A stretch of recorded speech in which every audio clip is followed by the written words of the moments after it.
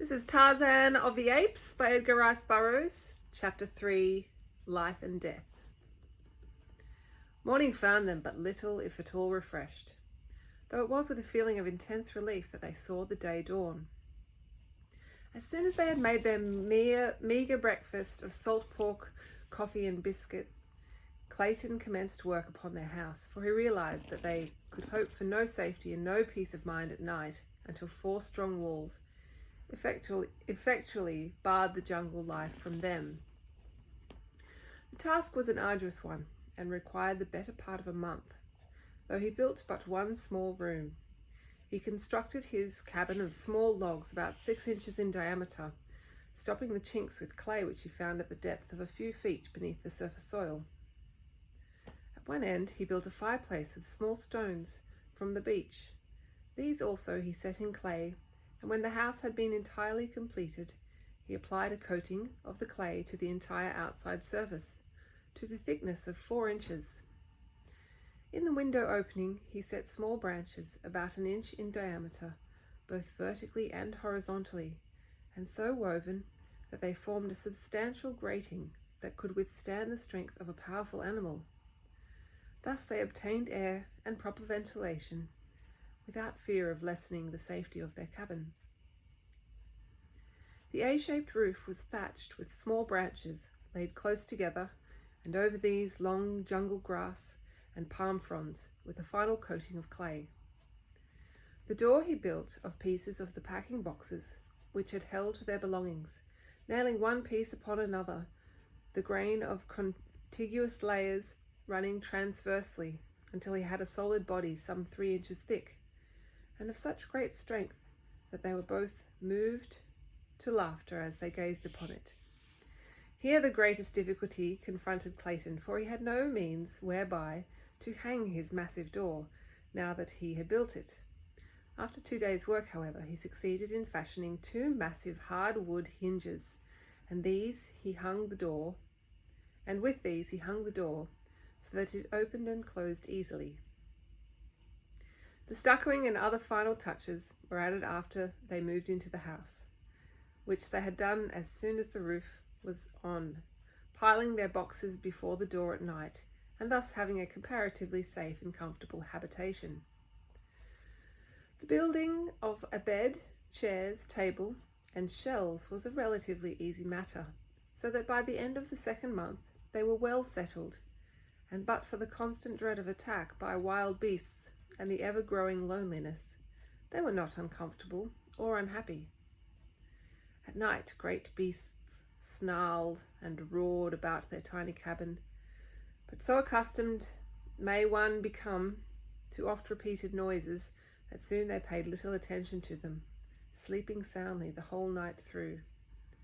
Thrice had they caught fleeting glimpses of great man-like figures like that of the first night, but never at sufficiently close range to know positively whether the half-seen forms were those of man or brute.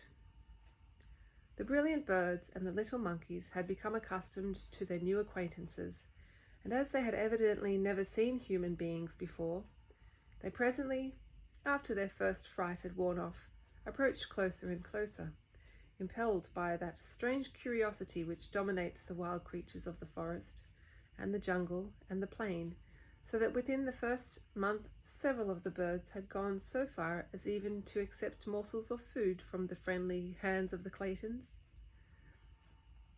One afternoon, while Clayton was working upon an addition to their cabin, for he contemplated building several more rooms, a number of their grotesque little friends came shrieking and scolding through the trees from the direction of the ridge. Ever as they fled, they cast fearful glances back of them, and finally they stopped near Clayton, jabbering excitedly to him, as though to warn him of approaching danger. At last he saw it, the thing the little monkeys so feared, the man-brute of which the Claytons had caught occasional fleeting glimpses.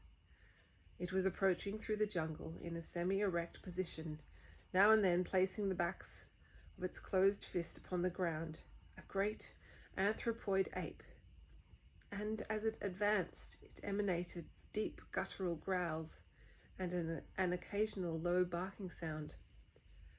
Clayton was at some distance from the cabin, having come to fell a particularly perfect tree for his building operations.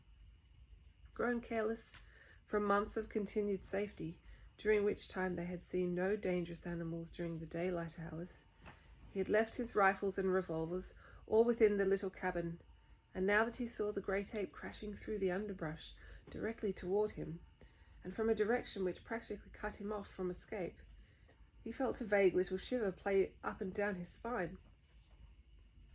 He knew that, armed only with an axe, his chances with this ferocious monster were small indeed.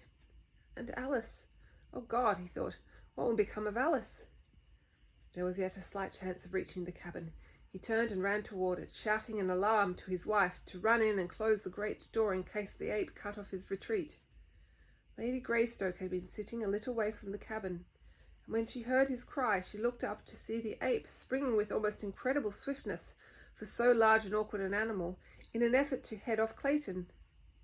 With a low cry, she sprang toward the cabin, and as she entered, gave a backward glance which filled her soul with terror, for the brute had intercepted her husband, who now stood at bay, grasping his axe with both hands, ready to swing it upon the infuriated animal when he should make his final charge. "Close and bolt the door, Alice!" cried Clayton. "I can finish this fellow with my axe!" But he knew he was facing a horrible death, and so did she. The ape was a great bull, weighing probably 300 pounds. His nasty close-set eyes gleamed hatred from beneath his shaggy brows, while his great canine fangs were bared in a horrid snarl as he paused a moment before his prey. Over the brute's shoulder, Clayton could see the doorway of his cabin not 20 paces distant, and a great wave of horror and fear swept over him as he saw his young wife emerge, armed with one of his rifles. She had always been afraid of firearms and would never touch them, but now she rushed towards the ape with the fearlessness of a lioness protecting its young. "Back, Alice!" shouted Clayton. "For God's sake, go back!" But she would not heed, and just then the ape charged, so that Clayton could say no more. The man swung his axe with all his mighty strength, but the powerful brute seized it in those terrible hands, and tearing it from Clayton's grasp, hurled it far to one side. With an ugly snarl he closed upon his defenceless victim, but ere his fangs had reached the throat they thirsted for, there was a sharp report, and a bullet entered the ape's back between his shoulders. Throwing Clayton to the ground, the beast turned upon his new enemy. There before him stood the terrified girl, vainly trying to fire another bullet into the animal's body. But she did not understand the mechanism of the firearm, and the hammer fell futilely upon an empty cartridge. Screaming with rage and pain, the ape flew at the delicate woman, who went down beneath him to merciful unconsciousness. Almost simultaneously, Clayton regained his feet, and without thought of the utter hopelessness of it, he rushed forward to drag the ape from his wife's prostrate form. With little or no effort he succeeded, and the great bulk rolled inertly upon the turf before him. The ape was dead. The bullet had done its work.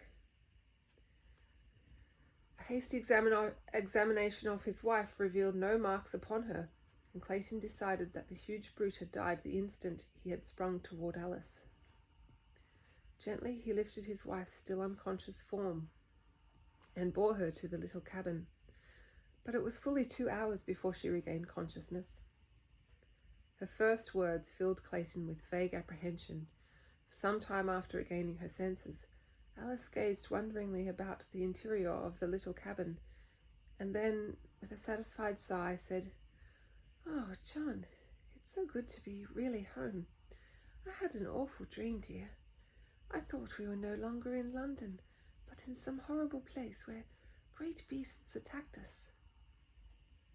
There, Alice," he said, stroking her forehead. "Try to sleep again, and do not worry your head about bad dreams." That night, a little son was born in the tiny cabin beside the primeval forest, while a leopard screamed before the door, and the deep notes of a lion's roar sounded from beyond the ridge.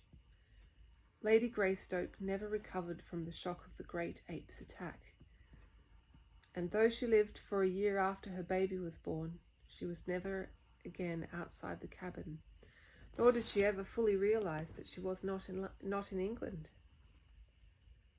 Sometimes she would question Clayton as to the strange noises of the nights, the absence of servants and friends, and the strange rudeness of the furnishings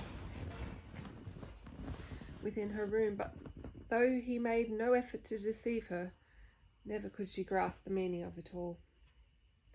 In other ways she was quite rational, and the joy and happiness she took in the possession of her little son and the constant attention of her husband made that year a very happy one for her, the happiest of her young life. That it would have been beset by worries and apprehension had she been in full command of her mental faculties, Clayton well knew, so that while he suffered terribly to see her so, there were times when he was almost glad for her sake that she could not understand. Long since had he given up any hope of rescue, except through accident. With unremitting zeal, he had worked to beautify the interior of the cabin. Skins of lion and panther covered the floor. Cupboards and bookcases lined the walls. Odd vases made by his own hands from the clay of the region held beautiful tropical flowers. Curtains of grass and bamboo covered the windows, and most arduous task of all, with his meagre assortment of tools, he had fashioned lumber to neatly seal the walls and ceiling and lay a smooth floor within the cabin. That he had been able to turn his hand at all to such unaccustomed labour was a source of mild wonder to him, but he loved the work because it was for her and the tiny life that had come to cheer them, though adding 100-fold to his responsibilities and to the terribleness of their situation. During the year that followed, Clayton was several times attacked by the great apes, which now seemed to continually infest the vicinity of the cabin. But as he never again ventured outside without both rifle and revolvers, he had little fear of the huge beasts. He had strengthened the window protections and fitted a unique wooden lock to the cabin door, so that when he hunted for game and fruits, as it was constantly necessary for him to do to ensure sustenance, he had no fear that any animal could break into the little home. At first he shot much of the game from the cabin windows, but towards the end the animals learned to fear the strange lair from whence issued the terrifying thunder of his rifle. In his leisure, Clayton read, often aloud to his wife, from the store of books he had brought for their new home. Among these were many for little children, picture books, primers, readers, for they had known that their little child would be old enough for such before they might hope to return to England. At other times Clayton wrote in his diary, which he had always been accustomed to keep in French, and in which he recorded the details of their strange life. This book he kept locked in a little metal box. A year from the day her little son was born, Lady Alice passed quietly away in the night. So peaceful was her end that it was hours before Clayton could awake to a realization that his wife was dead. The horror of the situation came to him very slowly, and it is doubtful that he ever fully realized the enormity of his sorrow and the fearful responsibility that had devolved upon him with the care of that wee thing, his son, still a nursing babe. The last entry in his diary was made the morning following her death, and there he recites the sad details in a matter-of-fact way that adds to the pathos of it, for it breathes the tired apathy born of long sorrow and hopelessness, which even this cruel blow could scarcely awake to further suffering. My little son is crying for nourishment. Oh, Alice, Alice, what shall I do? And as John Clayton wrote the last words his hand was destined ever to pen, he dropped his head wearily upon his outstretched arms, where they rested upon the table he had built for her, who lay still and cold in the bed beside him. For a long time no sound broke the death-like stillness of the jungle midday, save the piteous wailing of the tiny man-child. That's the end of the chapter.